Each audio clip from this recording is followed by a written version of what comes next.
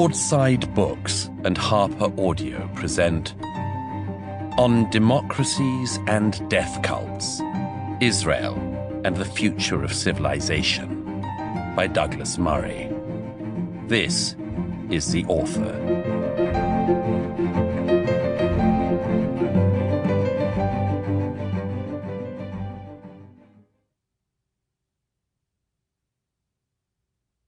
Someone might ask, why write about this? Why remember all that? It is the writer's duty to tell this terrible truth, and it is the civilian duty of the reader to learn it. Vasily Grossman. Introduction. Sometimes a flare goes up, and you get to see exactly where everyone is standing. The morning of October 7th, 2023, was just such a moment. That morning, air raid sirens went off all across Israel. This was no unusual thing in itself, certainly not in the south of the country, that had for 17 years been within rocket range of Hamas, nor in the north of the country, into which Hezbollah had fired rockets since the 1980s.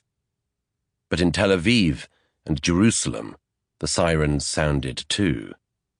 People woke up that Saturday morning to the realization that something very unusual was happening. Soon, social media and various messaging platforms began blowing up with people relating the unimaginable. Reports from people in the south suggested that there had been a major terrorist breach from Gaza into Israel.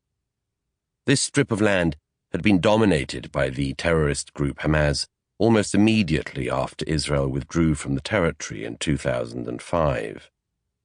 There had been terrorist incursions over the years since, including the cross-border raid and kidnap of the young soldier Gilad Shalit in 2006. But here were reports of hundreds, perhaps thousands of terrorists streaming through the communities of southern Israel. The fighting seemed to be everywhere. As well as entering the communities called kibbutz in the south, they had also entered major towns and were attacking the young people who had been dancing at the Nova Festival, a rave party that had been arranged on the eve of the Jewish festival of Simchat Torah. The fact that it was the Sabbath and a major religious festival meant that many religious people were off their phones that morning.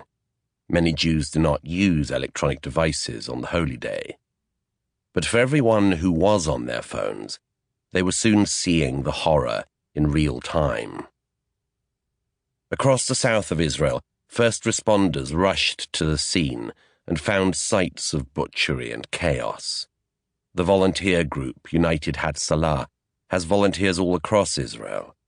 Their citizen members are trained to respond to road crashes and other emergencies. Members of the public call in, and a volunteer in the area will get there as soon as possible.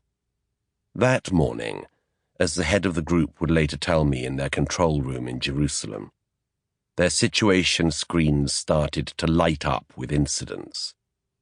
Indicating the huge map in their control room, Eli Beer told me that 30 years of incidents, all combined, didn't add up to an hour of what happened that morning.